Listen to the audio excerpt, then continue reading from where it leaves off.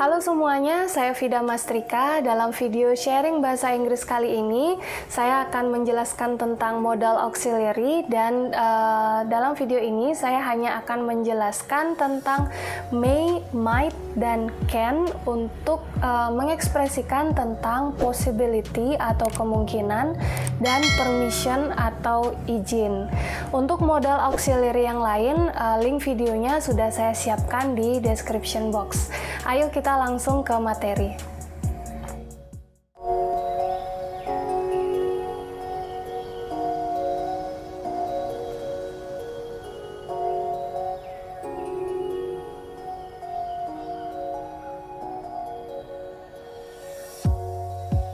Oke, saya akan sharing tentang bagaimana penggunaan may, might, dan can untuk menjelaskan tentang possibility dan permission. Possibility itu adalah kemungkinan, permission itu adalah izin untuk melakukan sesuatu ya. Oke, might dan can itu termasuk di dalam modal auxiliaries ya.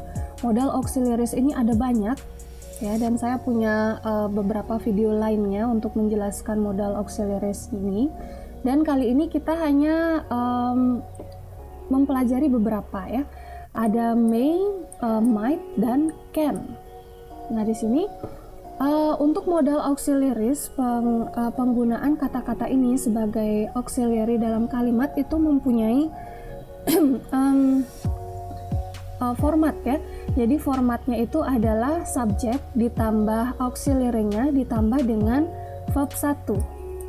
Contohnya ada di kalimat A, ada subjeknya Olga, setelah itu auxiliary-nya can ditambah verb 1. Dan ada aturan-aturan lainnya seperti yang ada di kolom sebelah kanan.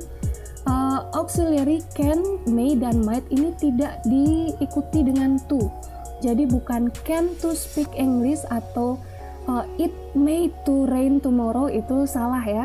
Jadi tidak diikuti dengan to. Dan di sini setiap verb itu tidak diikuti dengan final s atau es apapun subjeknya. Jadi seperti contoh yang ini ya, it may rain tomorrow. Jadi rain di sini tidak diikuti oleh s ya, walaupun subjeknya adalah it. Bukan it may rains tomorrow, tapi yang benar adalah it may rain ya. Dan main verb itu bukan di dalam bentuk past form atau ing form. Jadi memang hanya base form of verb atau verb satu saja tanpa ada imbuhan apa-apa, tanpa ada modifikasi apa-apa. Oke.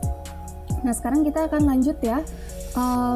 Kita akan belajar bagaimana caranya mengekspresikan possibility atau kemungkinan dengan may dan might, dan juga mengekspresikan permission dengan may dan can ya.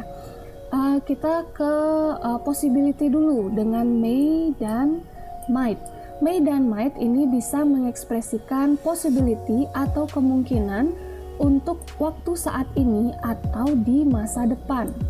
May dan might ini sama-sama memiliki arti yang sama. Jadi kalau kalian mengganti may dan might dalam sebuah kalimat itu artinya sama saja ya. Jadi di sini kalimat A dan kalimat B itu memiliki arti yang sama, tidak ada degree-nya ya, nggak ada ini 90%, ini 80%, nggak ada. Ini artinya sama. Ini artinya adalah hanya mungkin, itu saja, kemungkinan atau possibility. It may rain tomorrow dengan it might rain tomorrow artinya sama. Dalam bahasa Indonesia juga kemungkinan hujan besok ya, itu sama artinya.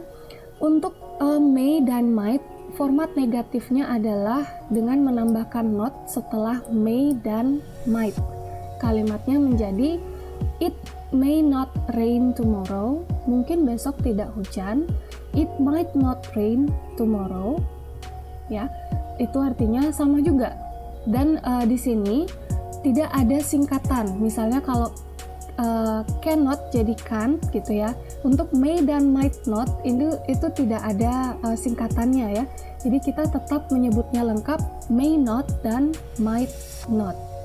Nah, sekarang apa bedanya dengan maybe?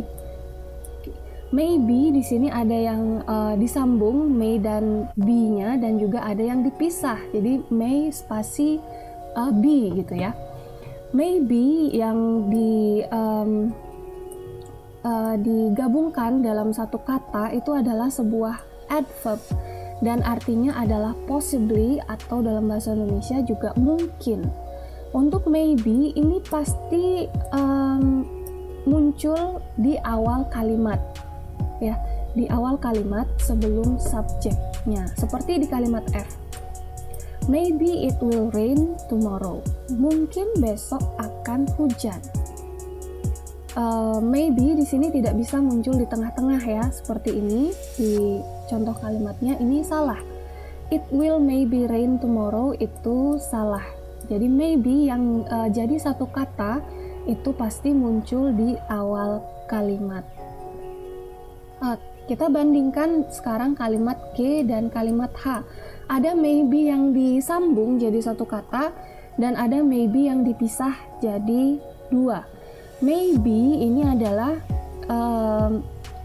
verb form ya. Jadi may yang dipisah dengan be-nya itu adalah bentuk dari sebuah verb. Jadi ada auxiliary may ditambah verb be. Ya. Ini adalah auxiliary may, ini ditambah verb 1 be.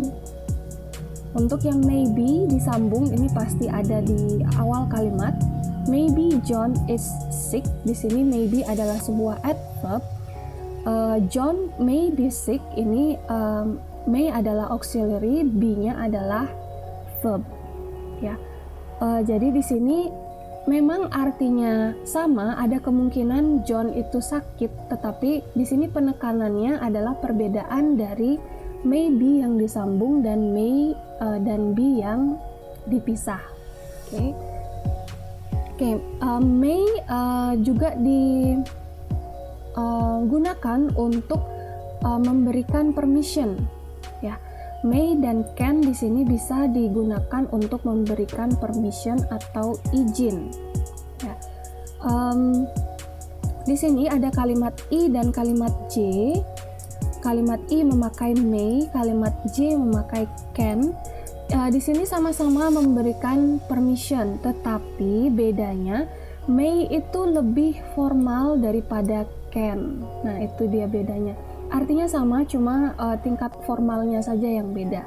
Yes, children, you may have a cookie after dinner. Jadi di sini boleh makan cookie setelah dinner. Yang kedua, okay kids, you can have a cookie after dinner. Ini juga artinya sama. Yang beda adalah ini formal dan yang ini tidak. Ya. Untuk negatifnya ada di kalimat K, ada dua variasi, ada yang dengan may, ada yang dengan can't have, ya. Di sini yang dengan not itu artinya adalah untuk tidak memberikan permission ya, atau melarang seseorang. Contohnya, you may not have a cookie, kalian tidak boleh makan cookie. You can't have a cookie itu sama juga artinya ya. Ingat di sini may tidak boleh dikontrak atau tidak boleh disingkat ya. Oke, itu dia penjelasannya. Contohnya di sini ada complete the sentences with can, may, or might ya. Identify the meaning expressed by the modals. Apakah itu mengekspresikan ability, possibility, atau permission. Nah, untuk ability ini ada di video saya yang satunya ya. Kita bisa menggunakan can dan could untuk mengekspresikan ability. Kalimat yang pertama, I blank play only one musical instrument, the piano. I blank play a guitar. Nah, di sini kalau bingung itu bisa kita translate ke bahasa Indonesia dulu ya. Saya bermain hanya satu alat musik, yaitu piano. Oh, kalau misalnya dalam bahasa Indonesia ini bisa ya, ini menyatakan ability ya. Berarti kita bisa pakai can di sini. Saya bisa memainkan hanya satu alat musik, yaitu piano. saya tidak bisa bermain gitar. Nah, kenapa di sini tidak bisa? Karena ada informasi di kalimat pertama dia hanya bisa bermain piano. Oke. Dan ini artinya adalah express ability. Ya, dari can ini kita mengekspresikan ability atau kemampuan kita. Yang kedua, Tommy, you blank stay up until 8 tonight, but you blank stay up past that time. Yang ini kalau bingung bisa diindonesiakan juga. Tommy, kamu blank begadang ya, atau tetap bangun hingga jam 8 malam ini. Kamu blank bangun atau masih begadang lewat dari jam tersebut. Oke, di sini bukan ability ya, karena Tommy bisa saja masih belum tidur lewat dari jam 8, tetapi di sini ada sebuah permission atau izin ya. Jadi Tommy tidak diizinkan untuk tetap begadang lewat dari jam 8. Jadi di sini may atau can bisa digunakan, dan ini may not atau cannot bisa digunakan, dan artinya adalah permission. Oke, di sini ada exercise. Seperti biasa, kalian bisa menuliskan kalimat yang lengkap di kolom komentar untuk jawabannya saja ya. Di sini kalian bisa memakai sama seperti ini, bisa memakai can, may, or might ya. Dan di sana setelah jawabannya kalian juga bisa menjelaskan can, may, or might yang kalian gunakan dalam kalimat tersebut itu berarti apa? Apakah itu berarti ability atau berarti permission? Oke, saya tunggu jawabannya di kolom komentar. Nah, bagaimana tentang materi kali ini? Semoga bisa kalian terima dengan baik. Terima kasih sudah menonton videonya sampai terakhir. Saya harap kalian menonton video saya yang lain tentang modal auxiliary. Oke, sampai ketemu di video saya yang lain.